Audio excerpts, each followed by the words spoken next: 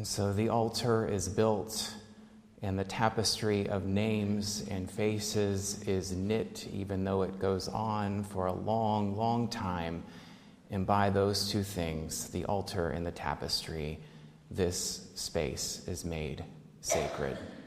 Amen.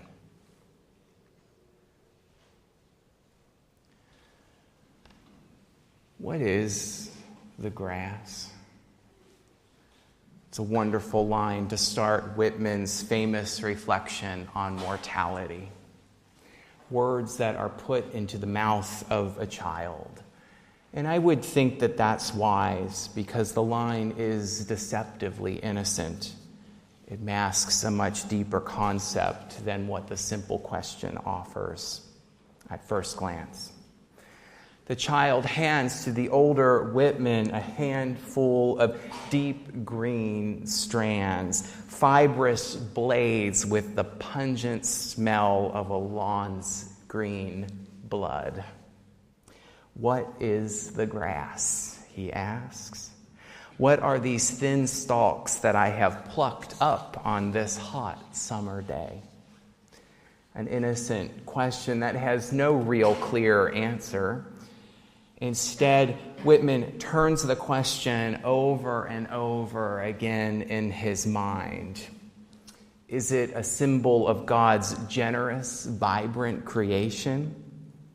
Are these broken stalks of grass themselves like a child, the new life of vegetation sprung forth?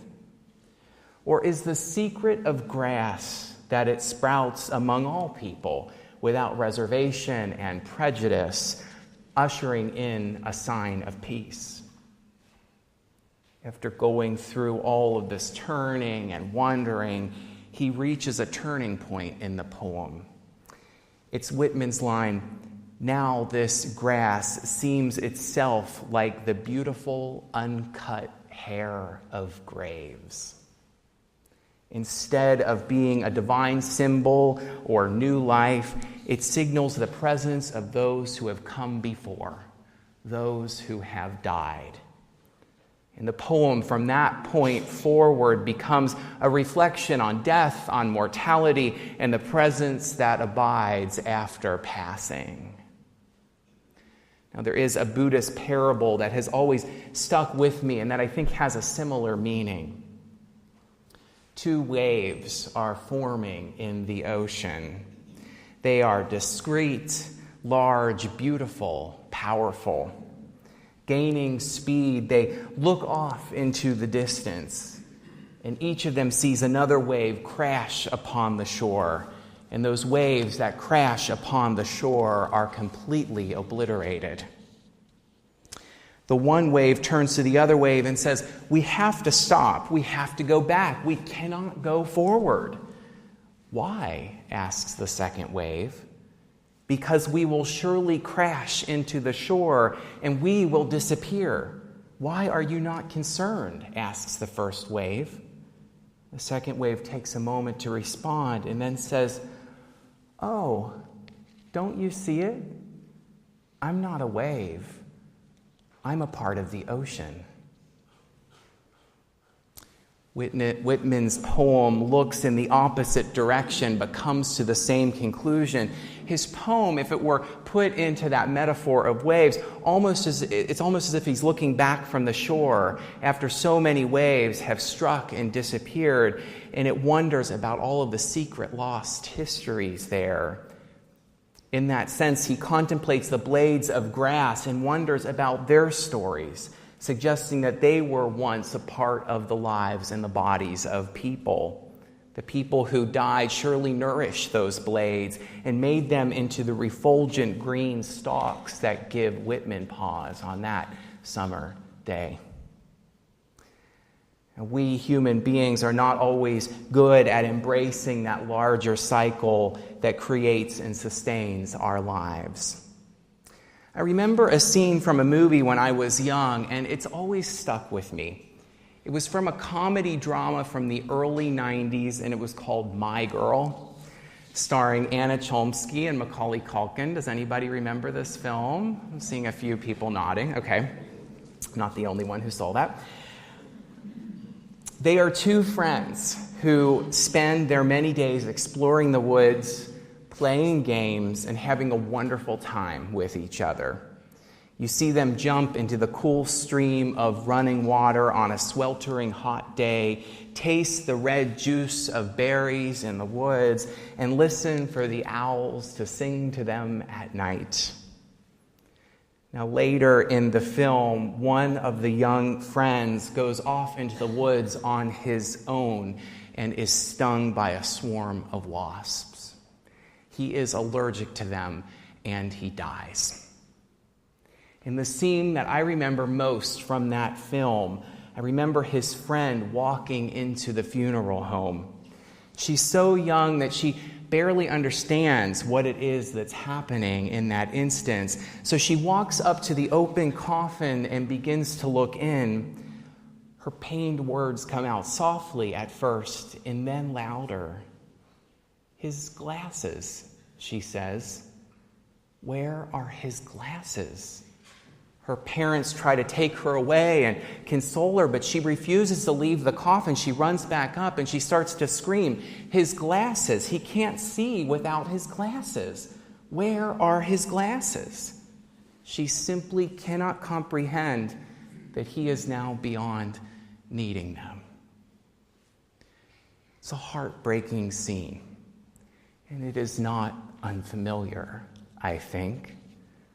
When we are confronted with death when our hearts break, the idea that death is a part of life sounds both empty and cruel. Instead, it sounds like it is a final ending, a definite period. Even Whitman, in his beautiful poem, acknowledges the grief. He says that maybe the grass that he's holding in his hands transpired from the breasts of young men. Maybe if he had met them, he would have loved them. But mortality prevents us from ever knowing. This is the place for sadness and for grief. Now, the holy days at this time of year do not ignore the grief that comes with death. El Dia de los Muertos, Samhain, All Souls, Fête Gede, each from different cultures welcomes the sadness that wells up in the face of death. On El Dia de los Muertos in Mexico, families take pictures to the graveyards, as Jonathan showed in the story today. They set out food for the dead, and their absence is felt acutely. Heartfelt and somber prayers are said into the night. "I miss you" are on the lips of many. But that is not an end to that holiday. There is also celebration. There is reverence. There is gratitude. And I think that last one is key. When the pain and the loss ease, they leave a space in us that is open for thanks. A space for the overwhelming gratitude we have that person once touched our lives and continues to influence us in innumerable ways. Like the grass. Whitman's poem shows the almost animistic quality that the dead can possess. We may begin to hear their voices in the rustling leaves or their voices in the fire's breath. We're reminded of those who have died in a handful of grass, in that beautiful uncut hair of graves. We hear it in the ticking clock and in the silent room. We are reminded when we hear a favorite song of theirs, or taste their favorite food, or hear the cell phone, the ringtone that came from only their cell phone, or when we look at the pictures that we have placed up here on the altar of the dead. That's when they come alive for us again. Gratitude has been called grief's twin. It is yet another accompanying inner reality to loss. I would suggest that it is the way that the dead are able to come most alive to us. When we can look back at their lives and give thanks that we knew them and that they offered us lessons and that they loved us, we bring them back into our lives. In those moments, death itself dies, and our beloved dead join us in this risky, uncertain experience that we call life. We are surrounded by so great a cloud of witnesses, writes the Apostle Paul. Gratitude allows us to be open to their voices. Grief does have its place. It is the dark country where each of us dwells at some point. The intensity of the pain is itself an affirmation. It demonstrates the importance of the ones that we loved and lost. Aristotle said that if we felt nothing at such a loss of someone who was so profoundly a part of our lives, that wouldn't be strength, which sometimes that is confused with strength. But he says that wouldn't be strength, but rather a symptom that something is terribly wrong with you. We must feel pain and the grief if we are to say yes to the experience of having had that person in our lives. We must become citizens of that dark country of grief if we are to honor the dead. The pain lays the foundations for the blessings that come later. And here is the wisdom of the holy days of memory. They don't ask us to hide the pain. They only ask us to acknowledge the beauty, too. They celebrate the lives of the ones who have died. And when we say yes to that, invitation, we continue their legacy on in our lives.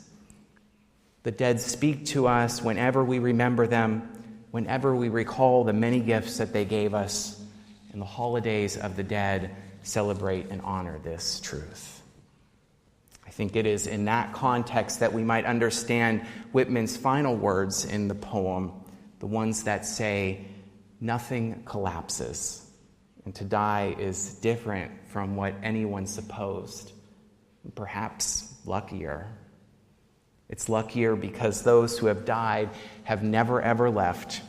Their presence may have changed. They may not physically be with us, but their living memory is present. Our beloved guide us and change us, hold us and comfort us, and that might, just one day it might, become enough simply to remember and recollect and to run our hands through the grass."